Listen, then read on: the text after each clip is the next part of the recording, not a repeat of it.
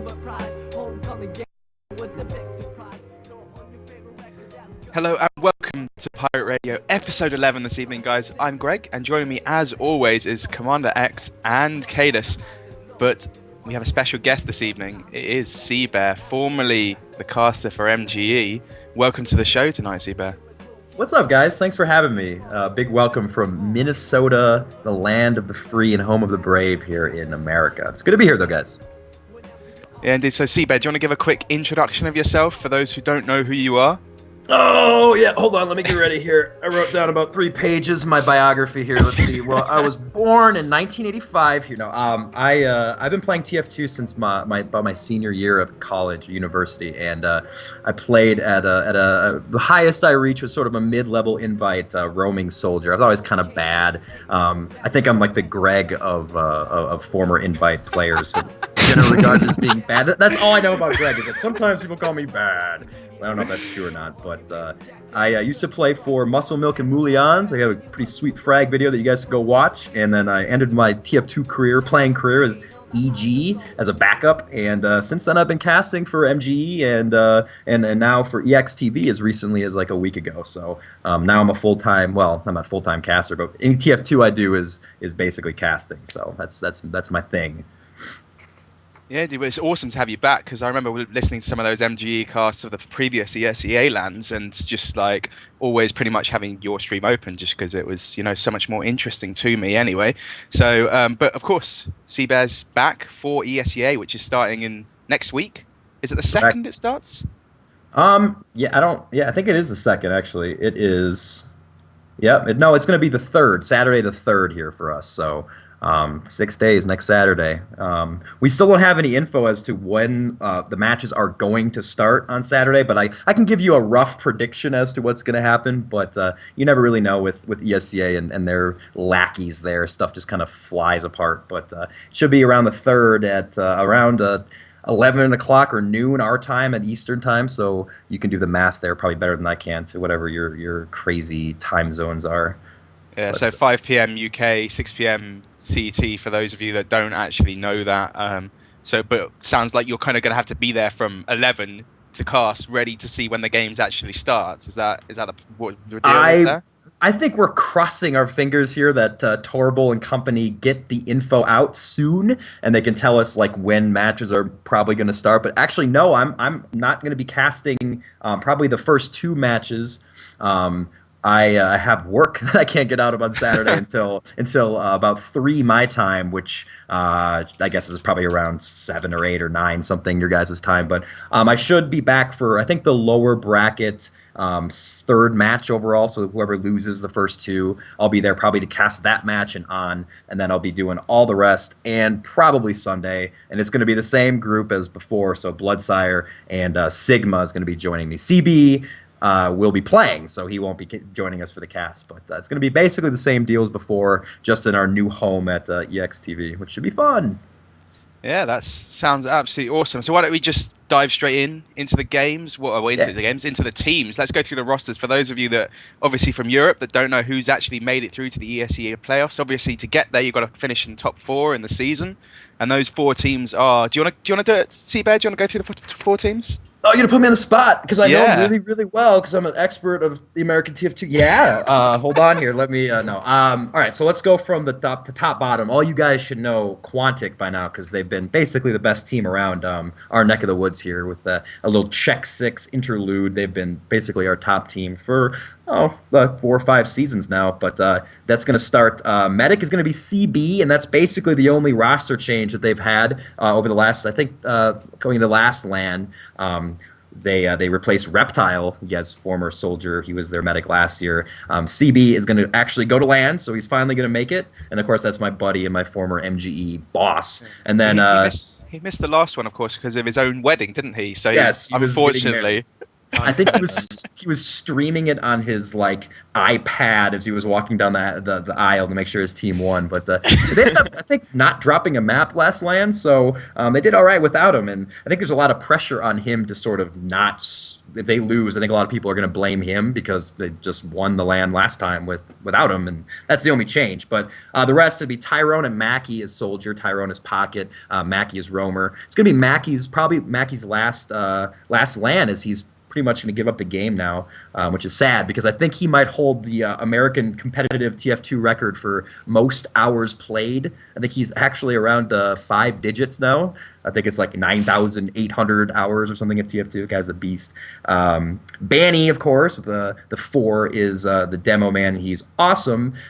He's going to be there in his long hair glory. The scouts are going to be Clockwork, the shitty, and Sizer, the shittier, and that's all of them for Quantic. They were 15-1, and I think a lot of people think they're going to be the champions again, and myself included. And I think we'll probably get into that later. Next team, the second team, we were 14-2, is Mix Up. Mix-up is they have the medic. Harbaloo. How could I forget Harbaloo? Oh, that guy. Weird old Harbaloo. He's going to be the medic again. Considered to be the best medic in America these days. He's really good at pretty much all the classes now. Soldiers are TLR, the trophy stealer, and Relic, the roaming soldier. The demo is none other than Platinum Shadow, so he's back on demo. He used to be a soldier, of course. And the scouts are Moose and Enigma. Did I forget anybody there? Is that there? That's all 6, right? Yeah. All right, and then EX is gonna be Basic as their medic, who's basically an unknown. Ooh, look what I did there. Seagull and Wonderwall are soldiers and be pretty strong, and Dummy is gonna be the demo, who's a legend here at our North American TF2. And then they're going to be the return of the old pandemic scout combo. It's going to be Sickness and Plaid playing the scouts. I don't know how that's going to work out. I haven't seen Sickness play the game in like 2 years, so I don't know. Last time I played with him, I beat him, and if I beat him or I played him, then something probably bad there. And then the 4th place team, a surprise team I think for a lot of people, is HRG, and I believe it's High Rollers Gaming at TF2. I don't know. Maybe that's right. right. I think that's right. Is that right? I don't know if I got that complete. I just know him as HRG. But it's Trekkie on Medic, who I have heard is probably might even be the second best medic at the LAN from some people. Their soldiers are a pocket is Try, and the roamer is Tech Dude, and I hear they're a pretty strong soldier combo. So if you guys are going to tune in, you can look for them. Tech Dude is what I like to compare to a poor man's Dave AC, like a jump map specialist, a guy who'll put the gunboats on and just do double jumps off of walls and boxes and land on your medic and just take his life from him. Rick is the demo, who's probably the weak link on the team, at least what I've heard. And scouts are Anana Mouse and some guy named Omar, who I've literally never played with ever or seen once. So I'm going to say Omar is the wild card dude guy. But that's all the teams in the LAN. Awesome. Well, why don't we see what people were going to predict from our, hosts here? So, Zavi, do you want to go through your predictions first before we come back to CBear and see what his are? I'm going Mix Up to finish first with the upset. Quantic second, HRG third, and Experiment propping up at the bottom. Okay. Cadus, what about you? I'm really torn, to be honest, because I don't actually know how good Mix-Up are nowadays. I think I'm going to say Quantic first, just because Banny always seems to bring it on the lands. I'll give Mix-Up second, Experiment third, and HIG fourth. But I'd like to see Experiment do good. That's cool. I actually talked to Clockwork just before this to see who was performing pretty well in their scrims at the moment, or PCWs for those Euros that don't know what a scrim is. And it just seems to me that he's saying Mix Up are performing pretty well in their PCWs, and I've caught a few of them as well. But they seem, a lot of the time, they seem to not bother with their strats, and they're still just rolling teams, even when they're just having a bit of fun, just pissing about. Because I don't think they want to give away anything before the LAN. And then Experiment seem to start to click together with this lineup, which is decent anyway online. But come LAN, Seagull, Wonderwall, 2 really, really strong LAN soldiers who I think Seagull turned up to his first ever LAN and ripped it up. So quite a while ago. Can you guarantee? Can you confirm that, CBear? Do you remember that LAN? Yeah, he literally ripped his clothes too. No, yeah, he's really good. A lot of people think he's better than TLR now. TLR is kind of playing a lot of Dota 2, which is a common thing. Real quick though, guys, I have to ask. PCW. I'm not European. I don't know what that means. I'm gonna guess it's practice clan war. Is that right? Yeah, Yes. exactly right. Whoa! I did not like Urban Dictionary that. I just guessed them. Awesome. Yeah, those are good predictions. Whoever predicted Mix-Up to win, I gotta say, probably not. I would be shocked if Quantic didn't win. No, this was just Clockwork saying to me what they've seen in their PCWs. I still think personally, if I'm going to go with my predictions, I think Quantic easily going to take it, and I think HRG are going to upset and come second. I think that's on the cards. You two said Mix-Up, right? And the I first said guy Mix-Up said to Mix-Up. finish. Oh, did you? Oh, Yeah, sorry, man. sorry. Forgive me. The I have accents make it hard to faith in tell who's Skillet. who. Oh, really? Okay. Well, go So for it then, CBear.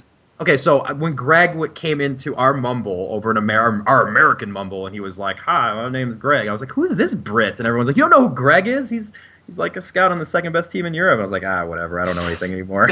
So forgive me if I don't know anything about any European TF2 anymore, because I barely know anything about our guys. But all right, so I will give you actually the correct answer. I believe it's going to be HRG fourth. I think it's going to be tough. It's in all their first ESEA lands, and everybody else at least has 4 out of 5 or more that have gone. I don't remember if Sickness made it to an ESEA LAN or not. I think he may have been to the first one. But all the rest of the teams do have that experience, and it's tough to go and win your first one. I think HRG could make a run at it, maybe in the lower, if they figure it out. I see them getting smacked around a little bit by Quantic in that first match. And I don't know, it's tough. I've never actually played a LAN before, but getting your settings and all that stuff correct. I mean, you guys have more LANs than we do, so I'm sure you guys know about that. And, it's a lot of how do you get that feel from your home, translate it to the actual events. Tough, but I think EX will get third, and I think Mix-Up and Quantic will fight it out. But I see Quantic kind of going through it again pretty easily unless something happens, and I don't know. That's what I would bet if I were laying odds at least. Okay, well, you would think they not drop a map again like the previous event? Well, they're not very good on GPIT. And if they end up playing Mix-Up on GPIT, they lost to them in the regular season. That was their only loss. I think they could lose that just because GPIT's kind of freaky and weird. They're not particularly strong on Granary either. But again, I think come time to play, Tyrone and Mackie always play really well as soldiers on LAN. I would be pretty surprised if they didn't do that again and win. I don't know if they'll win all the maps or whatever, if they won't drop a map, but I wouldn't be surprised if they cleaned it all the way out again and went undefeated as far as maps go. But anything could happen. But I would be shocked if it wasn't an easy win for Quantic, or a commanding win at least.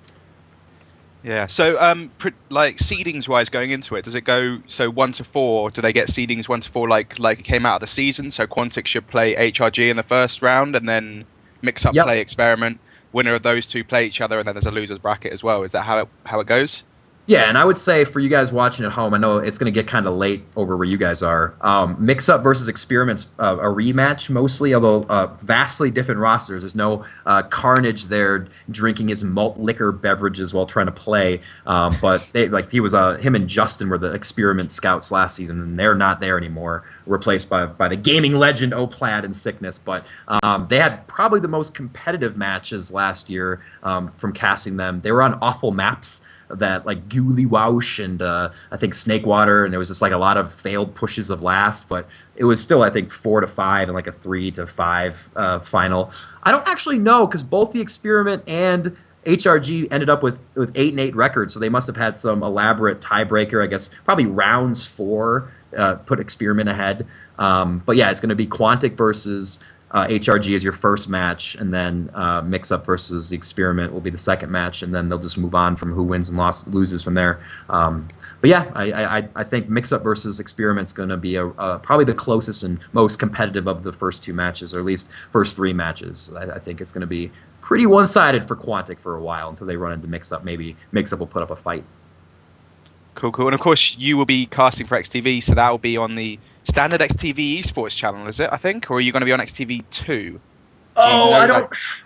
Well, I talked to Eckstein, who is the guy in charge of EXTV. Shocking, and your name actually came up, Greg. So I guess the plan is right now for Eckstein and you and Pure and some other caster dudes to take over the ESCA stream. I believe they're going to call it ESCA Orange. None of this is official yet, as we actually checked this morning, and ESCA hasn't registered that ESCA Orange stream name thing, and ESCA is kind of flaky, so you never know if it's for sure until it actually happens. But I think that's going to be the case, which would put Bloodsire, Sigma, and myself, sort of the MGE guys, we're going to be on EX Sports 1.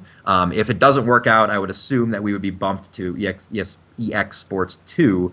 I think you really can't go wrong with either choice.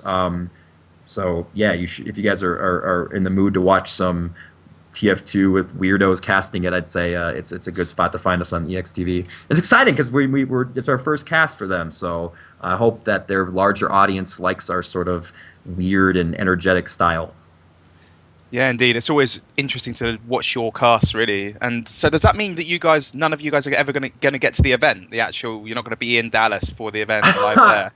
Nice lead-in, Greg. Yes. All right. I will tell my frickin' story here about. Can I say the F word? I don't know. I never. Of course, want to. Go for it. All right, my fucking story. Woo, I feel I'm good. so offended. All right. So, it's gonna be CB's probably his only LAN, and Mackie is probably gonna be his last LAN. And you never know if sort of the old guard, the guys that I used to play back when I played, are gonna be there or not. And so when I came back this last time, I missed most of the, if not the whole regular season. I came back and I was like, you know what? I will pay the $400 to fly my ass down to Dallas, which for all of you who don't know, Dallas sucks. It's like, I don't know if there's like just a garbage city in Europe that's famous for being bad, but it's nowhere you'd want to go willingly. So it's like, all right, I will go to Dallas for the weekend. I'll go meet my friends. But I sort of brought it up, and Sizer, who works for ESCA, is sort of like the head TF2 dude these days. He brought it up to Torbil, who Torbil is in charge of ESCA, and Torbil's like, "Yeah, man, we really want to get CBear down here. Why don't you just tell him I'll put up a TF2 stream for him, and I'll get him his own hotel room." And so Paul told me that, and I was like, "Oh, that's awesome! I can't wait. I'll definitely do that. You know, get to go cast I imagine me at like a real desk and like a sports coat, you know, casting action like I was a professional caster." And then I emailed Torbil. I was like, "Yeah, it sounds like a good idea. You know, tell me some more information." And he didn't reply for like 2 weeks, and then he replied, and he was like, "Well, okay, so here's the deal. You know, we'll have you come on down. You know, but we're probably not going to have the full TF2 stream. You know, maybe you'll get to cast one of the matches on the main stream. And you know, we would have you share a hotel room with just a couple of the Counter-Strike source admins who." And I believe to be like creepy 18-year-olds who drink and fight at the LAN, and instead of, you know, casting, I would end up having to admin TF2, so I'd be working for him. And I mean, without making the story any longer, it would be about $700 on my end. Just I would cough up that money to go stay in a hotel room with the creepy Counter-Strike source admins and work as a TF2 admin for his tournament. And I was like, well, buddy, I'm probably not going to do that. In fact, you know, go fuck yourself. And then I didn't reply. So, yeah, unless that offer gets much, much better, I will not be going to ESCA LAN. I will be casting it from the comfort of my apartment here instead. But I don't know. Yeah, indeed. So it was a pretty cool story, actually. Like, Torbil seems a bit dodgy sometimes. Like, I think last event I heard... Oh, yeah, you go tell that story. Yeah, so go ahead. I want this one too. After the last event, like I heard through Cadred, I saw on the Cadred website just posted by Rich, and I talked to him about it a bit. And one of the CSS teams, they came fourth, so they were knocked out early, and they just went back to the hotel, chilled out, started drinking. And then as teams came back, so the team that came third came back, they all started drinking together, all 10 of them or so, and it was being recorded. And there was an ESCA admin there, and obviously one player from one of the teams was underage or something like that. At least one, right. Possibly more from this team. But they had people overage in the team drinking with them as well, and this admin was overage drinking with them. But it got recorded and posted onto YouTube with a tag ESCA players, something like Counter-Strike Source players drinking after a ESEA event or something like that, okay? And Torbil finds it and sees these underage players drinking and instantly like bans all the players and says they're only gonna get unbanned if they take the video down in an hour from when he bans them. And the player who's uploaded is obviously fast asleep. He's just got back from a LAN event. He's knackered. He's just gone to sleep, and they can't get in contact with him. And he just bans the whole of that team. I think 3 seasons of ESEA banned for doing that. And there was I wonder how they settle on that number, the 3-season number. It's like, I don't know. Underage drinking at a LAN. Oh, that's unheard of. It's funny because Yeah, Mike.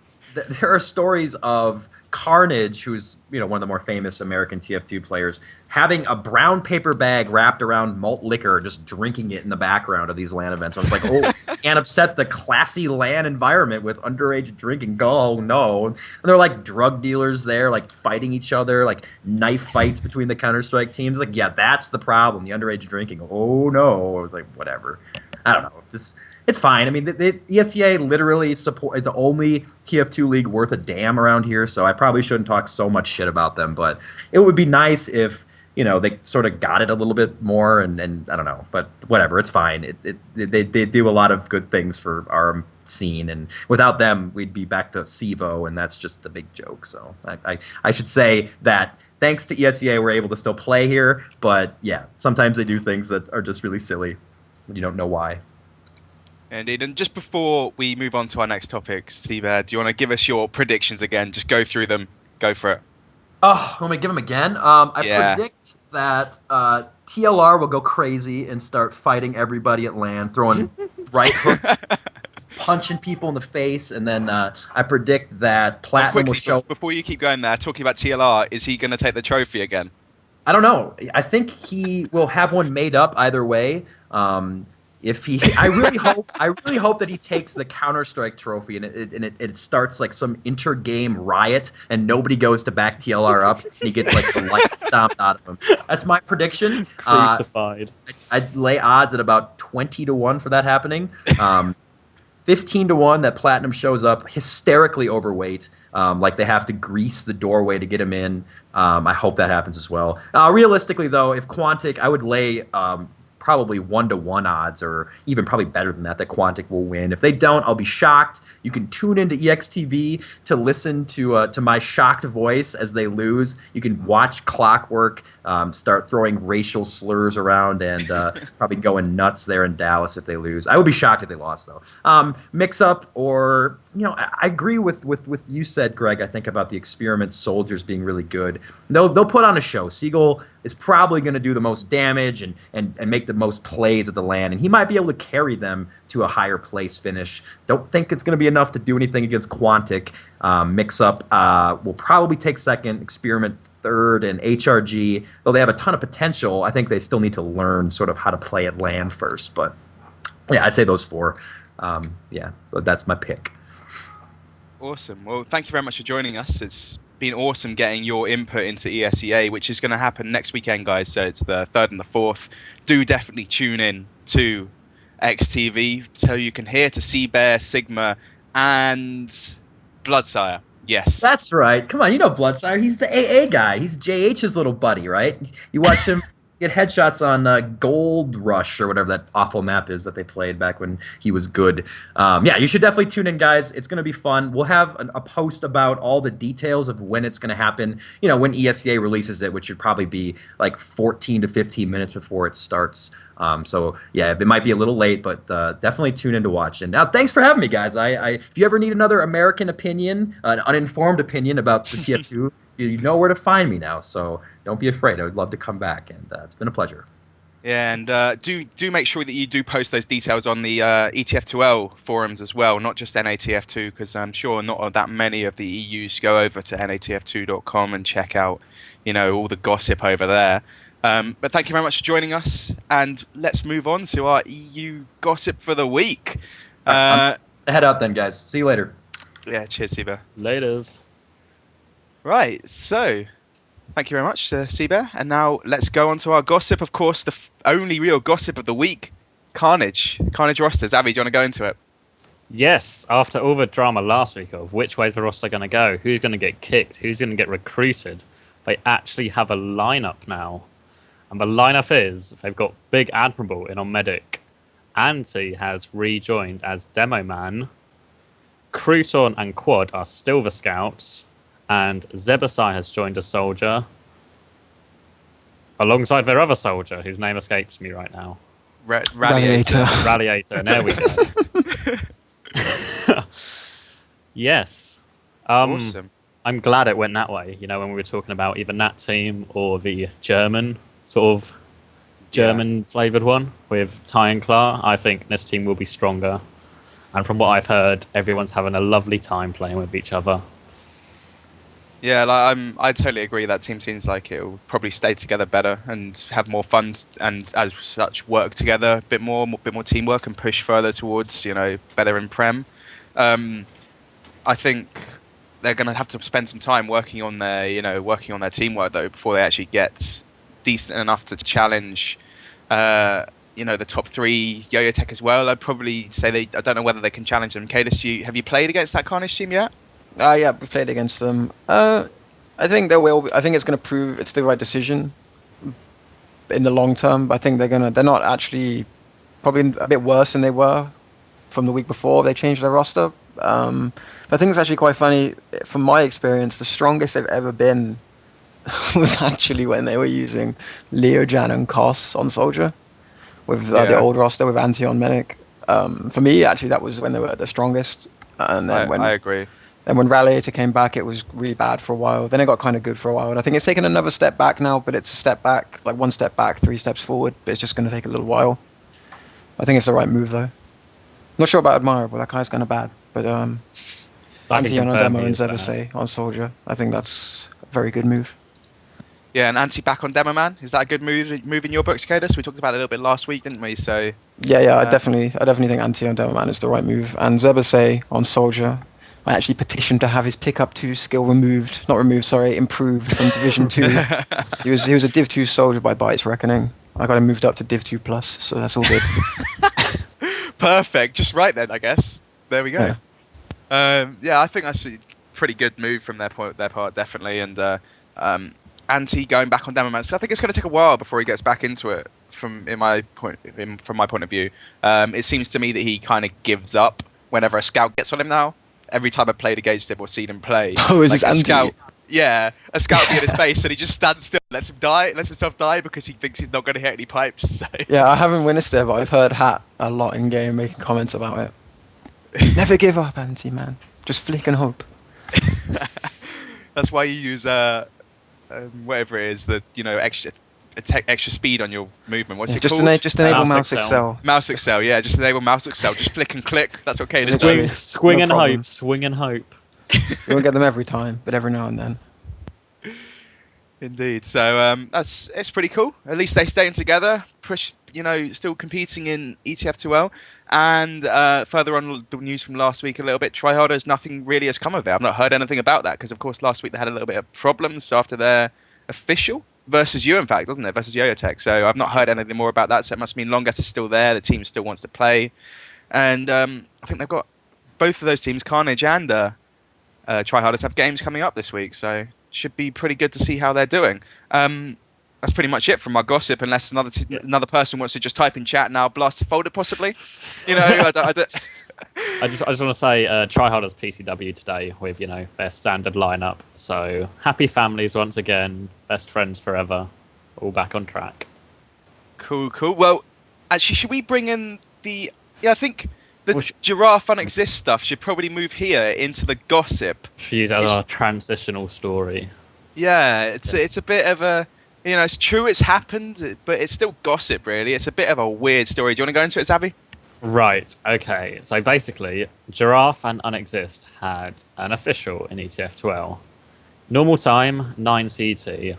What happened was the day before, or the 2 days before, Unexist had added this player, I think it's called Spirit, to their roster, who's generic Russian player. He's played in a couple of Div 2 teams, nothing spectacular. And apparently he was 2 hours away from being verified. Fire's his name. I'm getting confused with a different Russian. Yeah, so he was added to that, and he was 2 hours away from being confirmed on the roster. when when this official took place, and they were like, "Can we use Fire? He's joined the roster. Can we use him as a merc?" And Giraffe were like, "No," which is kind of shitty from them, to be honest. And then anyway, back and forth, Abra from Team Unexist was trying to find out their options, find what they can do, and basically the only option was to play 5 versus 6. But it took them so long to find out that this was their option. That it was like 30 minutes, 50 minutes. So by then we were like, fine, we'll play 5 versus 6. Then Giraffe were like, well, it's been 15 minutes. You're too late. We're going to take the default, and proceeded to take. The I think you've got quite a bit of the wrong end of the story there, from what I've heard. But obviously, I've heard it from the other side of the story. The other bit of the story is Unexist were going to be dropped from the league anyway for roster hijack. So therefore, Giraffe were like, what's the point in playing them? Yeah, so Unexist obviously changed the majority of their roster. I think they kept 2 players. Yeah, and they didn't tell the ETFTL admins anything about it at all. Just changed all their roster. Giraffe talked to the ETFL admins before the game, talking about that. And then the ETFL admin team were like, what's going on? Don't really know. Giraffe didn't, tried to let them play. They took ages to get on. They then decided to get this merc in, effectively. I don't think even Fire was there at the beginning. I was told Fire was there from the beginning straight away. Okay. And then why would they refuse the merc? That's what I don't get. That's why I'm on the side of Cadus, but yeah, go on with what you're saying, Greg. And then, well, I don't know that either. I didn't ask Woody. I guess, I don't know at all. But it seems weird to me that they didn't even try and talk to ETFTL admins at all until like 15 minutes after the game was scheduled to start. Like, these guys, Unexist. And then Giraffe talked to them, and Giraffe were told that they were going to get dropped from the league for all this hijacking stuff. So Giraffe was just like, we'll just take the default. So to be honest with you, like, Unexist have gone around it totally the wrong way as well. Like, you can't say that it's totally Giraffe's fault. Unexist have fucked up, and they were going to get dropped anyway. Like, from my point of view, I think that it's nothing's wrong with Giraffe. Maybe not allowing Fire to play. I don't know what happened there, but it might be a bit dodgy. But like, I think it's more the fact that it's Unexist fucked up without even thinking about it. Like, oh, we can just change all these players. Don't even try and talk to anybody. We're in Div 1. It makes no difference. So I think, really, like, they deserved, from Giraffe's point of view, I don't really care that much, like, about that, the not allowing the merc. And the default doesn't really matter either, because they were going to get dropped. So that's Unexist messing around. I think, firstly, it's just sort of wussing out completely from Giraffe. Like, I've not seen this Fire guy play, but he's not played in a team above Div 2. Like, I know obviously it's different for you, but for example, you, Greg, you wouldn't refuse any merc. If Epsilon wanted to use any player, or Crackdown wanted to use any player, and there's no one you'd really say no to. And there'd always be worse with no matter who it is. Yeah, like, I can't see how what they could possibly justify not allowing the merc for. Like, how could they? I'm assuming they found out that Unexist were going to be dropped when they started speaking to an admin, like when the game started around that time, because otherwise they wouldn't know unless they specifically asked beforehand. I think they asked the admins a couple of hours before about the game. I see. Because they had someone not verified on the team and some other stuff, I guess. I don't know. Okay, so why did the admins not do something about it at that point? I don't know. I can't really see how they could have got to that point, like, without knowing. So I'm just going to assume that they disallowed the merc for other reasons. Otherwise, they were just being completely backwards about default hunting, and they might as well have just said, no, we're not playing from the get-go. I mean, it's sure enough, it Unexist are retarded, but, like, that doesn't mean Giraffe aren't retarded as well. It just means they're retarded, but they're in the right as far as the legislation goes. Giraffe have broken no rules. Like, no one, like, that's kind of uncontested. Like, Giraffe did everything by the books. It's just kind of bad sportsmanship. Yeah. Bit of a shame, really, as well, that it's another team shot from Prem. Not from Prem, from Div 1 even, sorry. That's a bit of a shame when Div 1 was so, so strong. I think that's more the problem with it. I want to bring this in.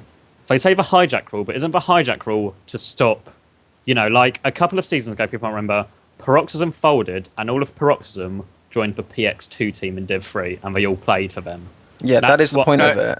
No, That's but what I thought of a hijack rule was Yeah, supposed it is, to prevent. man. But it's like if you speak to an admin, like you have to speak to an admin if it's like a legitimate roster change. Like say you actually lose 4 players and you bring in 4 legitimate replacements, you speak to an admin and they'll be like, yeah, sure, that's fine. But Unexist didn't speak to an admin until this whole like the match, like an hour after the match or whatever, was the first they spoke to an admin. For me, I think the admins should have just given them the default loss against Giraffe, and then realized, okay, wait, it's actually a legitimate roster change. Okay, they're idiots, so they get the default loss. But what's the point of really making them drop just because they are Russian?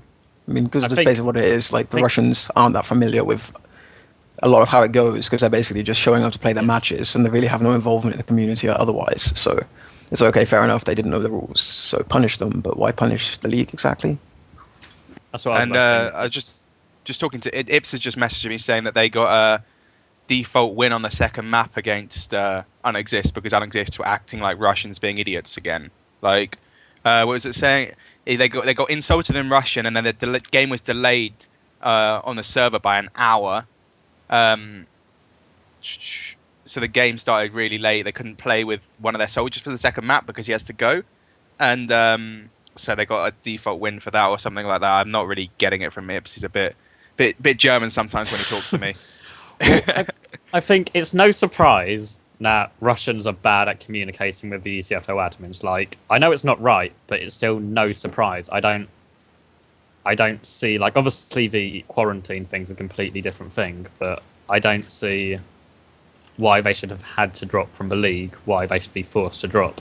Like, their team's not any better. Like, it's not any better, it's not any worse. They've literally just exchanged for players and they're still about as good as they were. It just seems silly for them to have to be kicked out of the league. Someone said somewhere that just in the IRC just then, oh, it's Cadus about that they folded after they got dropped, so maybe that's why They've not folded. Okay. They're still playing, they've just been dropped from the league. Like, they're still PCWing, doing their only things. Okay, so apparently they didn't get kicked from the league, in which case they just dropped because they got some default losses, which is pretty gay. It's fucking exist, in my opinion, with that, in light of that. Well, they're not the first team to drop out of ETF2L based on admin decisions. True, but I agree with the default losses, essentially, so... Yeah. If they dropped because they got, like, voluntarily because they didn't want to play after the default losses, then fuck them. Basically, I was my understanding that they had been kicked by ETF2L from the league, not that they had dropped because they didn't like default losses. So that's my understanding as well. I'd heard they were going to get dropped anyway, and then got default losses. Well, if they're going to get dropped anyway, that's basically the same thing then, isn't it? They just left before they got kicked in a really. But the ETF2 admin team might not have known that once they could have probably talked to the ETF2 admin team and gone, oh, this is the reason we got these players in. They would go, okay, we're not actually going to drop you anymore now, and now they've now dropped anyway because they've got these default losses. So right, but the primary kind of like spokesman for Unexist is Abra, like, and no offense to Abra, you have to bear with him to a certain extent to get what he's trying to say. Like, they're Russian at the end of the day, and there's definitely a communication block breakdown. I still think Giraffe were wrong to fucking not play. Yeah, Woody's in the channel now. Do you know why they refused to let Fire play? I guess Woody probably doesn't have that big of a say in the team. It's like quite a lot, French role there. So I guess it kind of comes down to the French players to decide. I asked Woody what it's like playing with Giraffe, and he said, his words were, "It's very French." That's what his words were. So I guess he probably doesn't have too much of a say about that. So I don't know. I don't know if any of the deal with that is. So unfortunately, we're not going to put Woody in Mumble because we need him on Skype as well for our streamers. So we can't bring Woody in. Anyway, I think we can probably let that lie. Unexist have dropped. They've dropped. Giraffe made some decisions, whether they're good or bad from their own point of view. They still, sometimes you want to win that badly, don't you? I don't know. Default hunting, whether it was default hunting or not, getting Fire back in. Like, I guess as well, from your own point of view, Fire was on the roster of Unexist. He was They kicked him off. No. He was on the roster at the beginning of the season. left, They kicked. and they've gone, oh shit, we need someone for tomorrow's game, and they've added him back. Right? Surely they probably, without, could have just told the team beforehand, oh, can we use a merc, anything, without just turning up with this player in game and trying to get away with him being unverified. Legitimately rejoining Vine. I think the bottom line is Division 1 just needs to sort their shit, basically. Yeah. I mean, I it's think kind of having three worrying. Russians- Some of these teams could end up in Prem next season, like the way they go about their business. Yeah. So It's just a just communication sort your shit, breakdown bros. from Sort your shit. everyone, from all sides. So that, yeah. Do you anything else you guys want to add? I'm just being told to check something. So, Not really, prize distribution announced for season 11. Ooh. Okay. Well, why don't we talk about the new update for ETF2L then? Like yesterday, post came out. Cross has been working with Andy, who's actually he's the TT Esports European manager, sponsorship manager or something like that. I forgot what it is exactly. And he's the Infused management, head of the Infused management. So he's the guy I talk to. He's a really nice guy, and he got in contact with me, asking who's sponsoring ETF2L, and obviously it was Steel Series, and he's got in contact with Crasp, and they've worked out a new deal, which means TT Esports are now sponsoring ETF2L instead of Steel Series, which, good or bad, yeah, I think it's probably good. They're probably getting more out of it. The Steel Series is probably a bit harder to work with than Andy. I know Andy. He's like a much more upfront guy. He'll talk to you all the time, so should be good. And now they've announced what the prizes for the next season are going to be, and let's scroll up quickly and see if I can read it. Do you want to go for it then? It's 6 for Premiership winner, 6 Mecha G Unit keyboards, and 6 Battle Dragon bag. Battle Dragon. Because Right, well, you always hear like Nox complaining, for example, I just don't have enough bags to keep all my stuff in. Like I go to the shops, I don't have enough space for my shopping on the way back. If only I had some sort of Battle Dragon bag.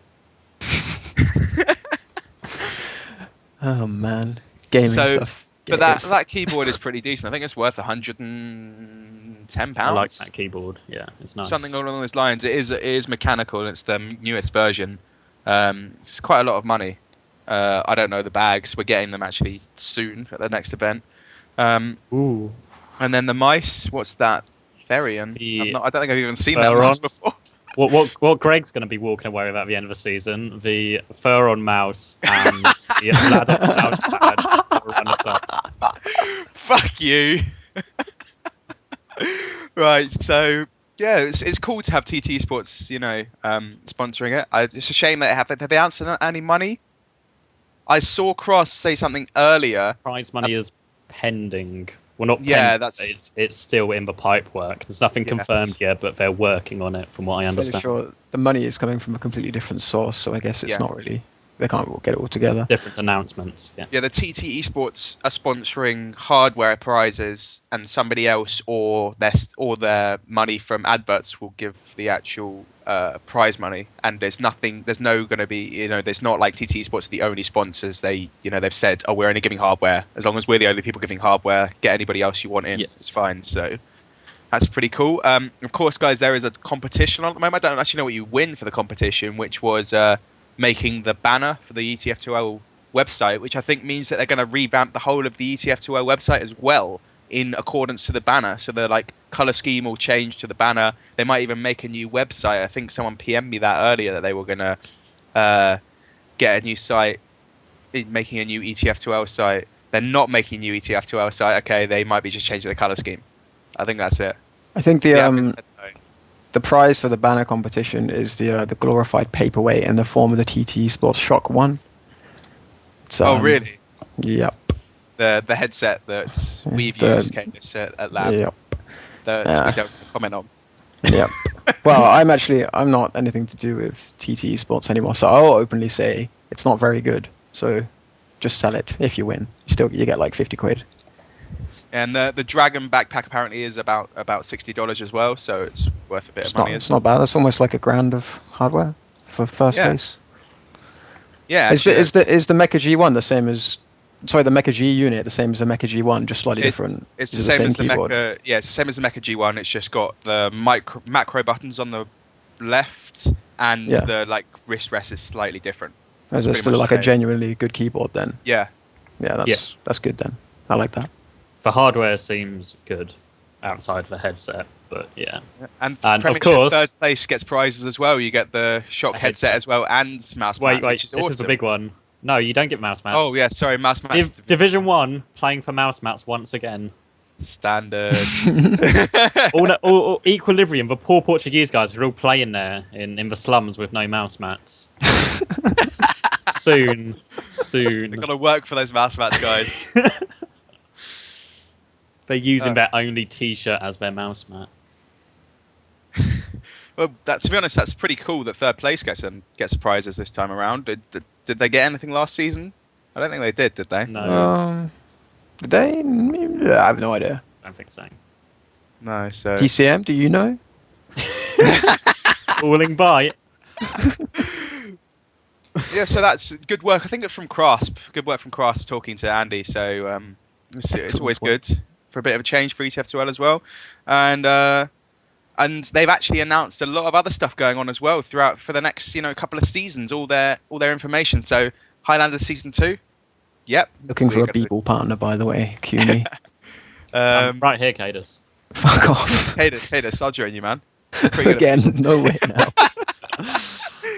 Season 12, early April. That's really cool. It's like, whenever season 11 finishes, they generally just start straight away after the playoffs, which is awesome. Nations Cup, that's the big thing, guys. June. Looking forward to that. Cadus will be watching from the sidelines. No, man, gonna be repping it up for Team Ireland. I've heard they don't want you, Cadus. Keep saying this. I'm the captain, bro. I'm the fucking captain. I think what everyone wants to know, right, is it going to be England, Wales, Scotland, or is it going to be UK? I think that's what everybody in the whole of the TF2 scene wants to know. So, Crasp, hit me up. Let me know.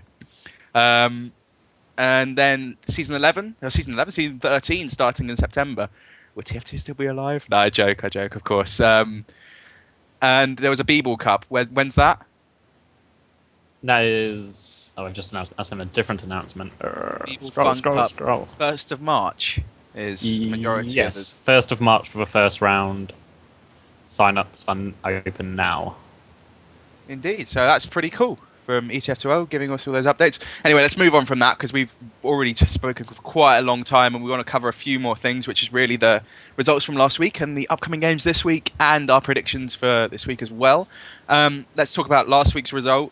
I think there was only one game, which was Epsilon versus Infused, which of course I was a part of, and it went 3-3 overall after us getting demolished on Gullywash and then scraping through on Freight. It's like the same thing, like the last few times you've got yourself ahead in Epsilon and then you kind of thrown it away and it's gone 50-50.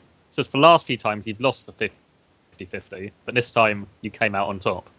Yeah, as soon as we won the game, right, I put in capitals at the end. Yet we didn't throw a map away. Well, you did, but then you just kind of reclaimed it. Yeah, won it again. Yeah. Fucking skin of your teeth.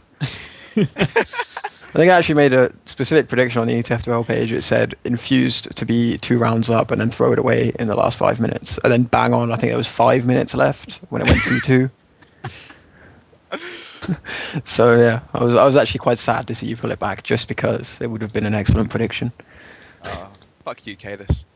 So yeah, that's, to be honest, it's still 3-3 even we did get rocked on Gullywash so hard. Epsilon's still slightly ahead, of course. What do you think the problem was, Greg? Practice. Yeah, we don't have anybody to practice against. We haven't had Dunk for 2 weeks, really. So it makes it a bit hard. We've only played Epsilon once since the last time we played them, in So what would you say makes Epsilon different, that they're able to do it without the same practice? I think we need practice to get to their level. You reckon? Yeah.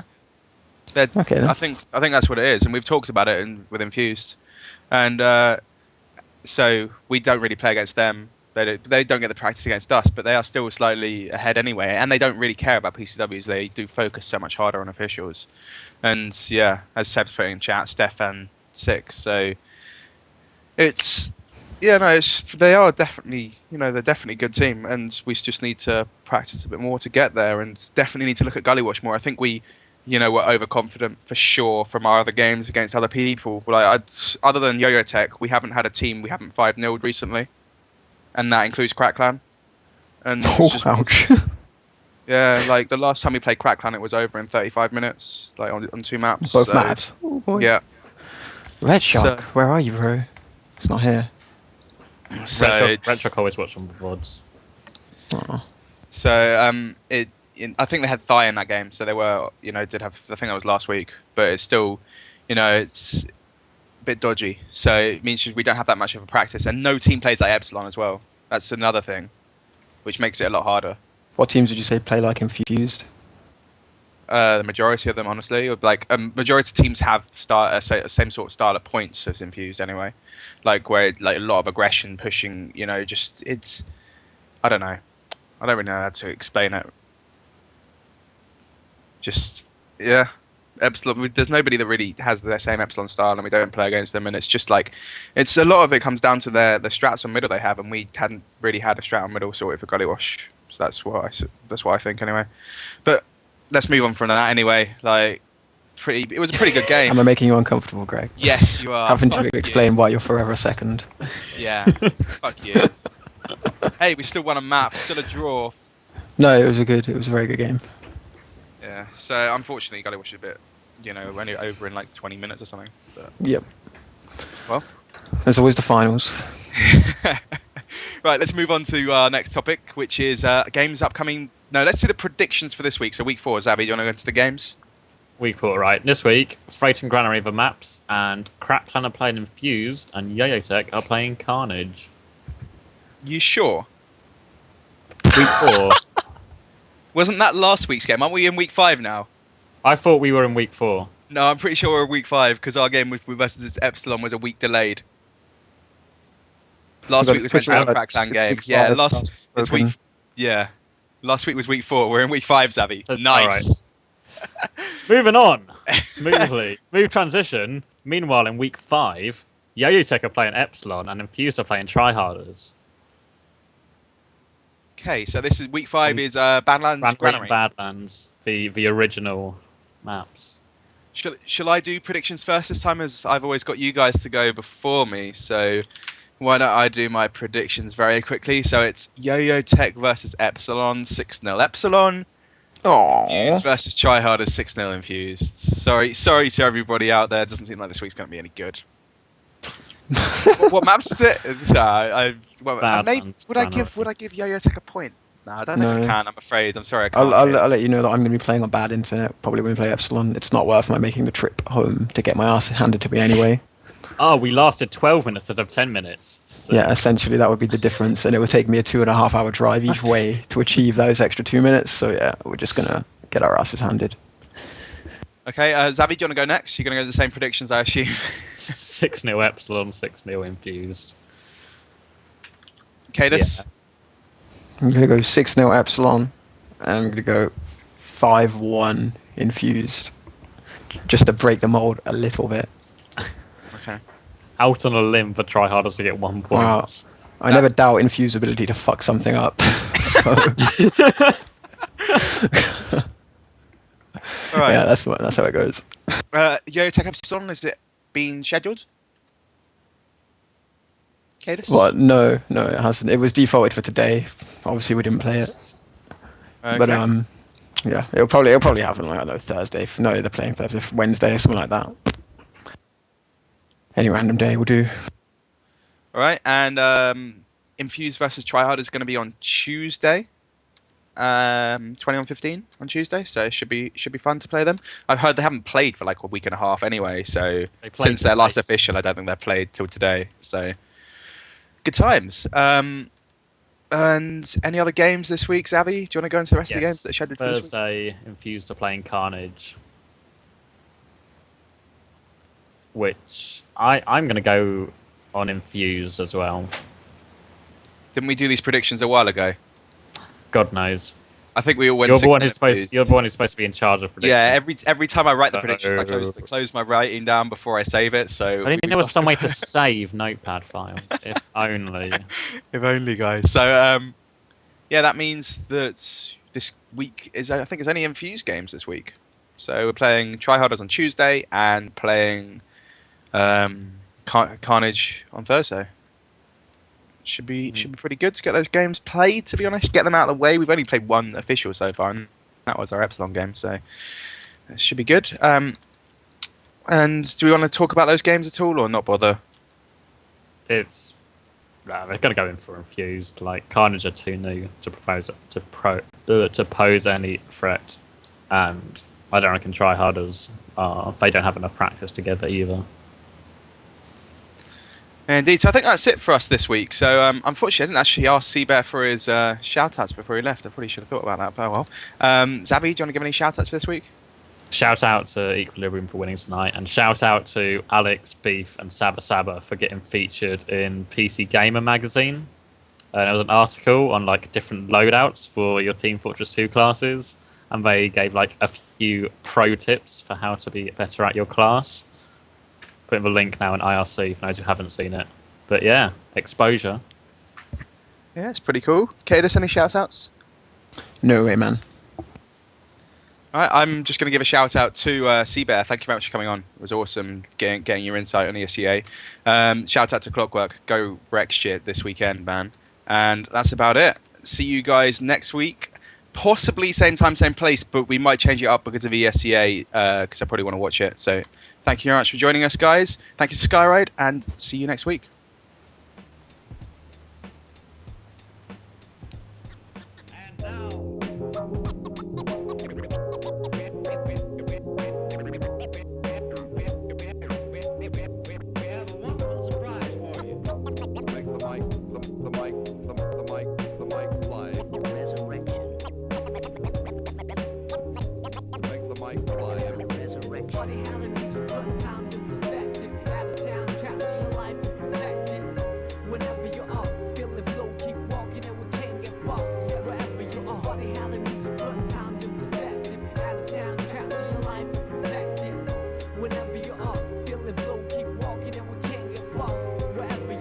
Like a movie that you can't predict, like a book